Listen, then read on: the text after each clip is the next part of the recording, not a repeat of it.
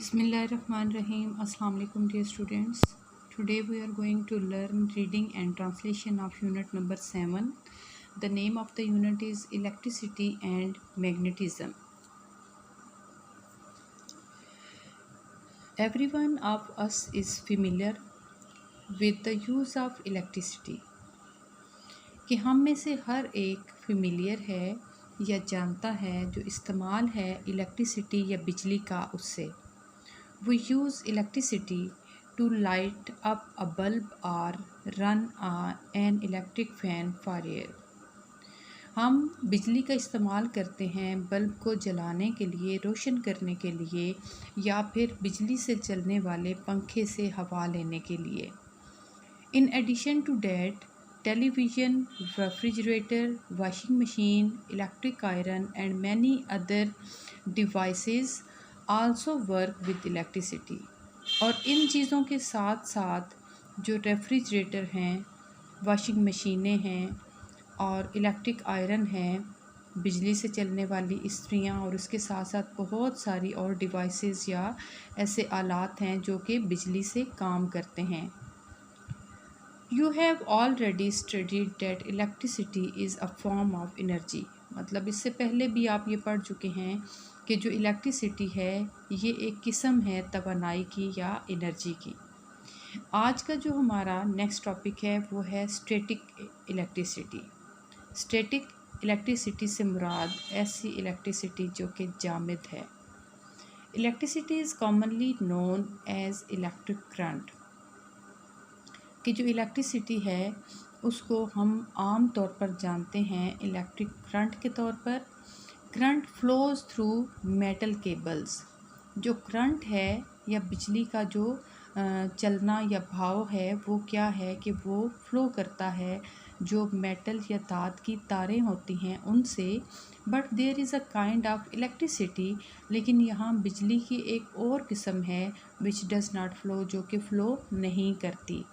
Have you ever thought, क्या आपने कभी सोचा, why your hair are pushed apart, कि आपके जो बाल हैं उनको पीछे कैसे वो धकेले गए. And also raised on combing your dry hair, और उसके साथ साथ जब आप ने कंघी की तो उसके साथ बाल जो हैं वो आपके रेज हुए या ऊपर को उठे. This happens because of static electricity. ये होता है किसकी वजह से? स्टैटिक इलेक्ट्रिसिटी की वजह से. Let us perform and experiment to understand it. यहाँ पे एक एक्सपेरिमेंट दिया गया है जो कि इसको मज़ीद एक्सप्लेन करेगा. Place a few paper bits on the table. के टेबल पर कुछ कागज़ के टुकड़े रखें. Pull up plastic comb through your dry hair twice और thrice in the same direction. कि अपने बालों में कंघी करें 2 से 3 बार एक ही डायरेक्शन में या एक ही सिमत में. Bring the com near the paper bits. अब जो आपकी कंघी है उसको करीब लेकर आएँ जो आपने पेपर के या कागज़ के टुकड़े रखे हैं उन पर.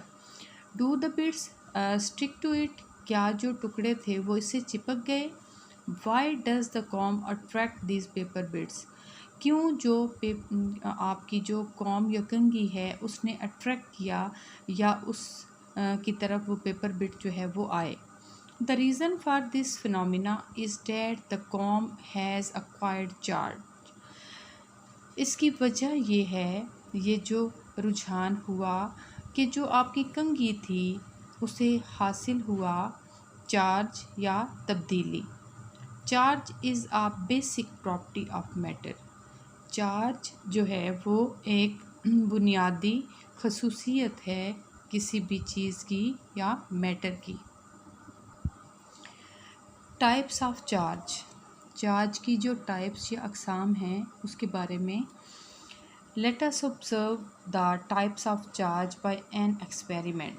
यहाँ पे एक एक्सपेरिमेंट दिया गया है जिससे हम दोबारा से टाइप्स ऑफ चार्ज को देखते हैं. Suspend an inflated balloon with the stand using a thread. Suspend का मतलब होता है लटकाना. कि एक बैलून को लटकाएं एक जो है वो स्टैंड के साथ इस्तेमाल करते हुए थ्रेड को या धागे को। Bring a piece of woollen cloth near. अब क्या करेंगे, एक वुलन क्लॉथ जो है उसको इसके करीब लेकर आएं। Does the cloth attract the balloon towards it. क्या जो कपड़ा था उसने बैलून को अपनी तरफ अट्रैक्ट किया। The cloth attract the balloon towards it. Rub the balloon vigorously with the woollen cloth and then remove it. अब क्या करें कि भरपूर तरीके से जो वूलन क्लॉथ है उससे अपने बैलून को रब करें या रगड़ें और फिर उससे अलहदा कर दें। Bring the cloth nearer the balloon slowly once again. अब कपड़े को दोबारा बैलून के करीब लाएं Aahista Aahista. Does the cloth attract the balloon this time. क्या इस वक्त या ये दोबारा जो हमने अमल किया इसने जो क्लॉथ है उसने बैलून को अपनी तरफ अट्रैक्ट किया। You will observe that the cloth attracts balloon this time. आप ऑब्ज़र्व करेंगे या मुशाहिदा करेंगे कि इस टाइम या दोबारा से जब ये अमल किया गया तो कपड़े ने बैलून को अपनी तरफ अट्रैक्ट किया। यहाँ पे जैसे देखें जब रब नहीं किया था तो बैलून अपनी बिल्कुल फिक्स पोजीशन में था, लेकिन यहाँ में इस तस्वीर में आप इसमें चेंज देख सकते हैं। The reason is that there was no charge on both of them before rubbing. मतलब ये कि इसकी वजह ये थी कि दोनों में कोई चार्ज नहीं था उसको रब करने या रगड़ने से पहले। आफ्टर रबिंग, जब उसको रगड़ा गया, they have acquired opposite charges due to which. तो जब इसको रगड़ा गया तो उसने हासिल किया अपोजिट चार्जेस, उस मुखालिफ से चार्ज। तो इसकी वजह से क्या हुआ, दे अट्रैक्ट ईच अदर, दोनों ने एक दूसरे को अट्रैक्ट किया। The balloon has acquired negative charge and the cloth positive charge. अब जो बैलून है उसको जो चार्ज मिला वो नेगेटिव था और जो क्लॉथ का था वो पॉजिटिव था। There are two types of charge. अब हमें पता चला कि जो टाइप्स ऑफ चार्ज हैं वो टू होती हैं, एक होती है पॉजिटिव और एक होती है negative charge. Properties of charge. Properties उसकी खसूसियात होती हैं। Suspend two inflated balloons with the stand using thread. अब क्या करें कि दो बैलून्स को आपने लटकाना है किसी भी स्टैंड के साथ और इस्तेमाल करना है थ्रेड या धागा। Place them at a small distance from each other to shown in the figure. इनको रखना है आपने थोड़े से फासले पर, जैसा कि इस तस्वीर में दिखाया जा रहा है। Bring the balloons closer by moving the stand. अब आपने क्या करना है कि जो बैलून हैं उनको आपने क्लोज़ करना है, करीब लाना है स्टैंड को मूव करते हुए या हरकत देते हुए। डू द बैलून्स अट्रैक्ट और रिपेल ईच अदर। क्या जो बैलून हैं उन्होंने एक दूसरे को अट्रैक्ट किया या एक दूसरे को धकेल दिया अपोजिट डायरेक्शन में।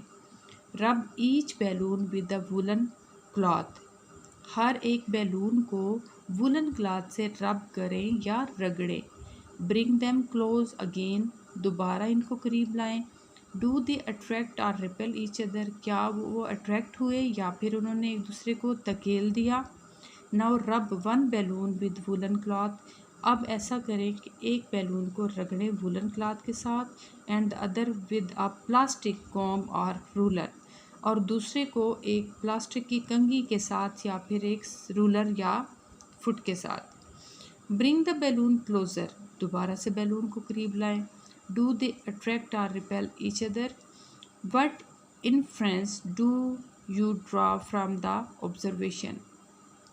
आपने इससे क्या जो है वो नतीजा निकाला। When balloons were rubbed with woollen cloth both of them acquired negative charge. जब वुलन क्लॉथ से बैलून को रब किया गया तो दोनों को मिला negative charge due to which they repelled each other. अब दोनों का नेगेटिव था तो उन्होंने क्या किया, दोनों को ने एक दूसरे को दूर धकेल दिया, जैसा कि ये तस्वीर शो कर रही है। When one balloon was rubbed with woolen cloth and the other with plastic object, they acquired opposite charge. Hence, they attract each other. जब दोनों को मुख्तलिफ़ चीज़ों से रब किया गया तो फिर उनको ऑपोजिट चार्ज मिला और उन्होंने एक दूसरे को अट्रैक्ट किया। Similar charges repel each other and opposite charges attract each other. अब इससे हमें ये पता चला कि जो सिमिलर चार्जेस होते हैं, जैसे वुलन क्लॉथ से दोनों को रब किया गया तो हमें ये कंक्लूजन मिला। लेकिन अगर हम अपोजिट चीज़ों से उनको रब करेंगे तो फिर जो चार्ज मिलेगा वो अपोजिट चार्ज होगा।